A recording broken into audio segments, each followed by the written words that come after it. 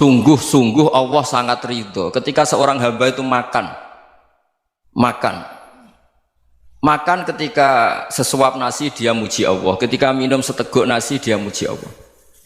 Itu kalau orang diridhoni Allah itu wali betul. Itu untuk jadi wali itu gampang, kamu makan ridho, kamu nginjak buminya Allah ridho seneng, kamu hidup keseharian aman seneng. Nah ini supaya sampai kita semua ngaji betapa panduan Rasulullah untuk menggapai ridho Allah itu banyak yang keseharian sekali. Saking kesehariannya banyak dalam hadis dan itu sahih. Nabi menyebut hal-hal yang keseharian. Hatta ma tas'alu fi imra'atika, kamu punya uang kemudian istri kamu bisa makan itu ibadah. Bahkan sebagian ibadah itu dicontohkan Nabi yang akhirnya diprotes sahabat. Yaitu wa fi buti ahadikum sedekah, kamu menggauli istri kamu itu ya sedekah. Sampai sahabat bilang yang benar ya Rasulullah. Ayati ahaduna syahwatahu wa huwa lahu ajrun, masa urusan biologis, urusan syahwat kemudian dia dapat pahala. Nabi menjawab, alaysa lawadhu'aha fi haramin akana alaihi wisrun. Bagaimana kalau dia meletakkan ke yang tidak benar itu kan dosa.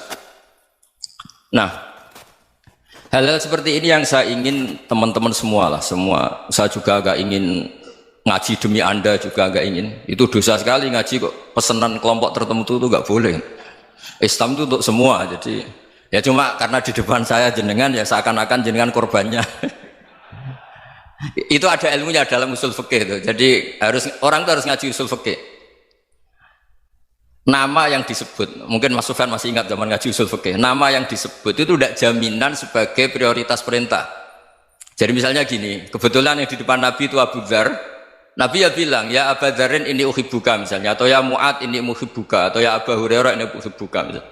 Banyaklah riwayat yang Nabi nyebut ya Abu Dzarin, ya Mu'ad, ya Abu Hurairah.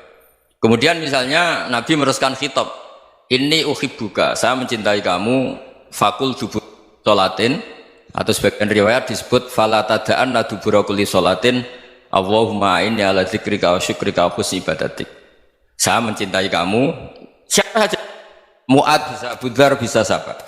Saya mencintai kamu, mohon kalau habis sholat kamu jangan lupa wiridan Allahumma a'inni ala dzikrika wa syukrika wa husni ibadatik. Ya Allah, tolong kami permudah supaya mudah ingat engkau.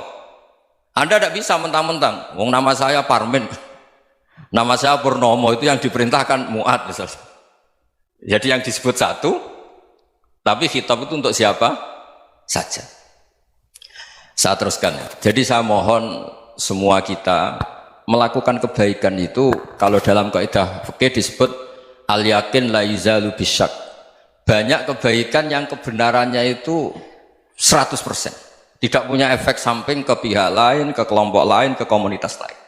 Itu tadi misalnya Anda makan dan itu murah sekali, hanya butuh satu piring, setiap punyaan kamu muji Allah, setiap minum kamu muji Allah. Itu redaksinya Rasulullah SAW disebut Allah sangat ridho ketika seorang hamba makan kemudian dia memuji Allah, atau minum kemudian dia muji Allah. Logikanya gampang, negara seperti ini yang kamu harapkan bentuknya kayak apa, mertua, ipar, komunitas, tetangga, itu nyata terjadi itu kan belum pasti. Sementara yang mesti terjadi adalah kamu butuh makan, kalau tidak mati. Butuh minum, kalau tidak mati. Butuh bumi yang nyaman ditempati, kalau tidak kita juga mati. Sebab itu Allah kalau menyebut nikmatnya itu hal-hal yang keseharian. Alladzi at'amahum min ju'. Allah itu siapa? Allah itu yang menciptakan kamu bisa makan. Tidak berlebihan, Allah itu yang menciptakan kondisi sosial itu ideal. Zaman Nabi itu ya ada orang munafik. Orang-orang pilihan Allah itu juga diuji orang sekelilingnya yang macam-macam. Semua diuji sesuai konteks zaman dan waktu. Nah, tapi ada ibadah-ibadah yang selalu disarankan Nabi. Sampai Nabi itu pernah ditanya, ayul islami khairun ya Rasulullah, Islam terbaik itu gimana? Jawaban Nabi itu unik. It'amut to'am, Islam terbaik itu ya makan-makan, santai-santai. Ketika Allah menyebut beberapa kebaikan, falak tahamal akobah, wa ma adrokan apa? Mal akobah. Terusannya apa? Fakku rokobah. Terusannya apa? Au it'amun fiyaumin di masubaya, atau acara makan-makan itu juga Islam. Kenapa? Ya bayangkan kalau tidak ada makanan, kita mati kan? Kondisi sosial tidak ideal itu Anda masih gak apa-apa, tapi kalau Anda tidak makan, Anda tidak minum, Kamu punya istri cerewet masih bisa hidup, punya mertua cerewet masih bisa hidup. Tapi kalau tidak makan bisa mati. Berarti penting mana istri sama makan? Penting mana? Makan. Semoga istri Anda dengar. Nanti kamu disuruh makan tapi pulang deh. Itu kalau dibahasakan makan masih memahami. Penting mana nasi satu piring dengan istri? Nggak ada nasi mati, nggak ada istri belum mati. Penting mana? Gak berani jawab kan? Nah, ternyata Anda ada garang kan di depan istri. Jadi saya mohonlah, mungkin Mas Sufyan Sauri tadi yang bisa bantulah teman-teman tuh ngaji yang keseharian saja. Karena kita nyari ridha Allah itu berdasar firman Allah, dan firman Allah itu menyebut keseharian tuh riang gampang. Yaitu tadi misalnya wa min ayatihi manamukum bil laili wan nahar. Termasuk ayat-ayat Allah itu kamu tidur. Maka dulu itu ada guyonan, ada tokoh Mu'tazilah, kelompok dalam Islam yang berpikir manusia itu bisa menentukan ikhtiarnya sendiri. Karena saya bisa duduk, ingin berdiri, berdiri. Karena kelompok ini nggak terima kalau semua kehendak Allah, nanti bagaimana kalau semua kehendak Allah kok ada hisab ya, ada sanksi. Lucunya itu dia akhirnya, ini cerita ya, mencintai seorang perempuan cantik sekali. Dan itu dia menjadi ahli sunnah itu oleh hal-hal yang sepele. Karena istrinya cantik, ya namanya suami istri itu hubungan intim. Terus ditanya, Mas masih ingin lagi? Masih. Silahkan diulang lagi. Wah ya tidak bisa. Katanya manusia bisa menentukan yang diinginkan. Itu tobat itu. Itu nggak bisa ditobatkan Mas Sufyan Ats-Tsauri. Orang cantik yang mudah nobatkan orang itu orang cantik. Segampang itu. Akhirnya kita tahu, makanya kalau dalam kitab Hikam itu disebut al-aqil mayakul madza yaf'alu wa hubi wal ghafil mayakul madza af'al. Orang yang punya akal karena sadar ini wilayah Allah, semua milik Tuhan, itu dia tiap hari berpikir besok Allah akan melakukan apa terhadap dunia ini. Kamu merencanakan sesuatu mau plesir ternyata gempa, mau wisata ke Rusia ternyata perang. Kamu tidak pernah tahu apa yang akan terjadi besok. Wa ma tadri nafsum madza taksibu ghadan. Tapi anda semua kita ini sering punya jadwal permanen. Makanya saya kalau diundang siapa saja, sana takdir. Yang jelas Gus ini acara penting. Ya masih acara penting nak pangeran ngersakno piye? Kok ape dadi pangeran? Kamu kok mau jadi Tuhan? Itu kadang ya kiai.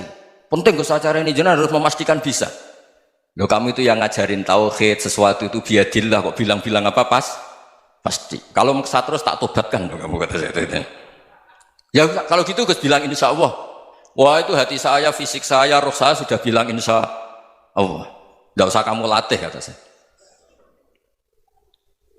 Nah hal-hal tauhid keseharian itu gampang sebetulnya. Wal ghafil yaqulu madza af'al. Tapi orang yang lupa Allah dia setiap hari bilang besok apa? Kita bisa melakukan apa? Seakan-akan dia itu aktor, dia penting, dia subjek permanen, dia. Padahal kita ini hanya objek kehendak Allah Subhanahu wa taala. Karena kita yakin sesuatu yang terjadi di alam raya ini kita tidak bisa apa-apa. Makanya saya sering ngaji, sering bilang saya, ketika Anda mensifati Allah, dia yang menghidupkan, sudah itu tanamkan sehingga ketika kita mati santai saja. Kenapa santai? Allah punya cara menghidupkan kita. Zaman kita hidup juga gak tahu caranya ngelola jantung, ngelola paru-paru. Kamu juga gak tahu ngelola oksigen yang tidak beracun, tidak ngandung polusi. Tahu-tahu hidup. Gak ingin tua ya tahu-tahu tua, gak ingin mati tahu-tahu mati. Selama ini kita hidup juga gak tahu apa sebetulnya. Hanya gaya tok, punya jadwal, punya planning. Kalau kamu bisa menentukan pilihan Anda, pasti Anda istrinya cantik, 4 neriman semua, kona'ah semua. Nyatanya enggak kan? Ada 1 jelek, cerewet. Oh itu kan, nyatanya enggak bisa apa-apa Anda kan? Dan kamu bawa mati lagi. Itu kan. Istri Anda juga gitu, punya keinginan punya suami yang ganteng, yang jabat, yang neriman, yang enggak poligami. Ya enggak kesampaian juga. Kalau kita ngitung tingkat kegagalan kita itu gagal terus. Ya kan? Nah, terus ingat Allah, madza yaf'alu wa hubi. Orang yang punya akal selalu berpikir Allah itu menghendaki apa terhadap saya. Loh sama-sama orang ngelihat orang yang serius, itu kata Anda itu pemikir berat, serius, senang punya tokoh yang merengut karena kamu anggap serius. Tapi sebagian orang anggap orang yang serius itu wong merengut, wong masam, wong muka kok ditekuk. Jadi sama itu hati ya muqallibal qulub tsabbit qalbi ala dinik, karena kita nggak tahu cara berpikir kita tentang orang lain, tentang sekeliling kita. Misalnya kita orang baik yang jenis ngurmat fakir miskin, ada orang bangun masjid mewah itu janggal. Apa artinya masjid mewah kalau banyak orang kelaparan? Tapi kalau yang jenis pendidikan, apa artinya masjid mewah kalau tidak bisa ngaji? Nanti yang jenis infrastruktur, apa artinya ini kalau semuanya punya sudut pandang yang berbeda-beda. Dan Islam mengapresiasi semua kebaikan. Tapi katakan semua kebaikan itu adalah kehendak Allah Subhanahu wa taala. Karena apapun baik Anda itu pakai fasilitas yang diberikan oleh Allah Subhanahu wa taala. Sehingga ini yang disebut kulillah sumadarhum fi khawdihim yal'abun. Ya kembali tadi ke tema-tema bahwa keseharian Anda ini sudah Islam. Saat Anda tidak bisa melakukan apa saja. Saya sering ada jenazah, biasanya kalau tetangga meninggal saya sering disuruh ngelepas. Saya bilang orang ini baik karena sering ngelamun di rumah, sering nganggur di rumah. Ditanya sama anaknya, kenapa Gus nganggur baik? Ya kalau dia nganggur artinya juga agak berbuat sesuatu yang maksiat kan? Ya kan, orang nganggur di rumahnya ya tidak bunuh orang, tidak maling, tidak korupsi, ya namanya nganggur di rumah. Lah cuma istri cara pandang nganggur gak menghasilkan uang itu, tapi juga gak menghasilkan kriminal kan? Jadi sebenarnya Islam itu cara, makanya kalau sampai ngaji usul fikih itu ada kitab usul fikih namanya Lubul Usul, itu terkenal sekali di pesantren itu. Itu kalau ngapresiasi keseharian itu luar biasa. Izma min mubahin illa wa yatahaqqaqu bihi tarku haramimma. Karena keseharian yang mubah saat Anda lakukan itu ada kehebatan yang luar biasa, yaitu meninggalkan haram. Makanya dulu banyak orang-orang alim ketemu temannya itu guyon sampai semalaman. Itu biasanya yang semangat Islam itu, kiai kok tidak tahajud, kiai kok tidak witir. Orang yang sedang mapan uangnya banyak, malam itu udah kelayaban itu sudah luar biasa. Melawan nafsu supaya tidak maksiat itu sudah luar biasa. Supaya lupa guyon sama temannya semalaman sampai subuh. Gejlok-gejlokan ngenang zaman miskin, zaman kuliah gak jelas, zaman apa. Melihatnya jangan tarkut tahajud. Seperti ini meninggalkan tahajud, tapi meninggalkannya ini talkul muharramat. Jadi kayak apa hebatnya? Sehingga Imam Ghazali punya riwayat yang agak unik. Hatta takuna ibadatu akhiri hadil ummah iku an-naum. Sehingga suatu saat ibadah terbaik umat ini itu tidur. Itu kan riwayat kontroversi. Ketika Imam Ghazali tanya, kenapa iya? Kenapa kamu mulai keluar dari rumah itu sudah banyak maksiat, melihat perempuan yang enggak mahram, melihat fenomena. Tapi kalau kamu tidur tuh enggak melihat apa-apa. Tapi juga kamu jangan nganggap tidur itu ibadah betul. Saatnya melakukan fardu ain malah masih tidur. Tapi itu sudut pandang yang menjadikan kita Islam itu gampang. Jadi saat Anda tidak bisa aktivitas apa-apa, misalnya ada beberapa orang yang lumpuh itu memang nggak bisa Jumatan, nggak bisa ibadah, tapi dia juga nggak bisa maksiat.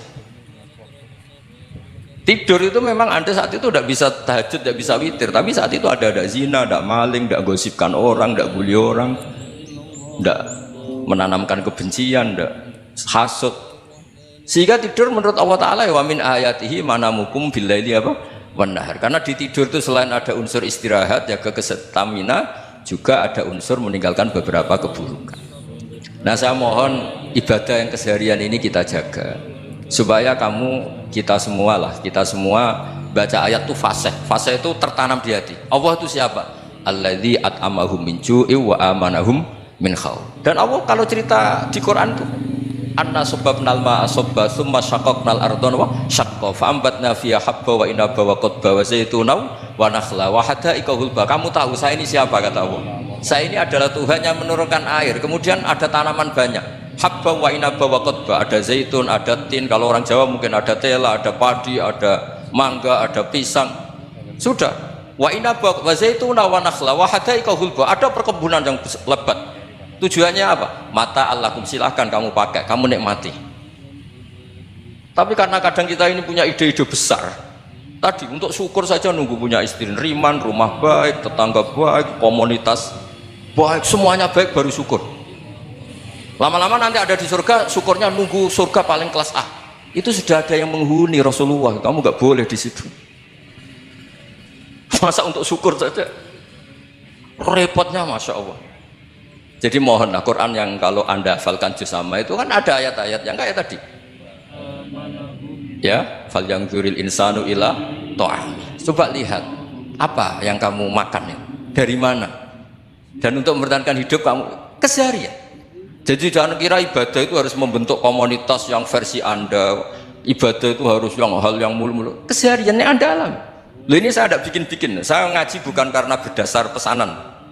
Itu ayat yang saya baca kan betul ada ayatnya kan. Fal yang dzuril insanu ila tu'ami anna sababnal ma'a sabba thumma syaqqaqnal arda syaqqa fa ambasna fiha habba wa inaba wa qadba wa zaituna wa nakhla wa hadaiqa ghulba. Terusannya apa? Mata'al lakum, silakan kamu nikmati. Mata itu silakan kamu nikmati. Ya kayak sampean dikasih hidangan ya makan. Ya sudah makan, habis makan ya minum, habis itu ngantuk ya tidur. Ya sudah normal-normal saja. Kayak apa indahnya Islam?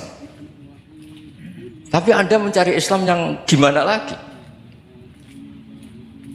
Nah itu yang diajarkan guru-guru kita, diajarkan sanad kita sampai Wali Songo, sampai Rasulullah SAW. Bahwa pada akhirnya ada jihad, ada perang. Itu dulu memang perang, bukan membunuh, beda. Dulu kita dijajah Belanda ya perang, dan itu normal karena kita dijajah. Jadi ketika orang lain ingin baik sama kita, wa in ahadum minal musyrikin astajaruka ya fajirhu hatta yasma'a kalam Allah. Kalau mereka ingin baik ya kita baik. Makanya ada istilah musta'man, mu'ahad. Kalau mereka ingin damai, berdampingan dengan kemajmukan ya itu yang lebih baik. Karena memang Islam menghormati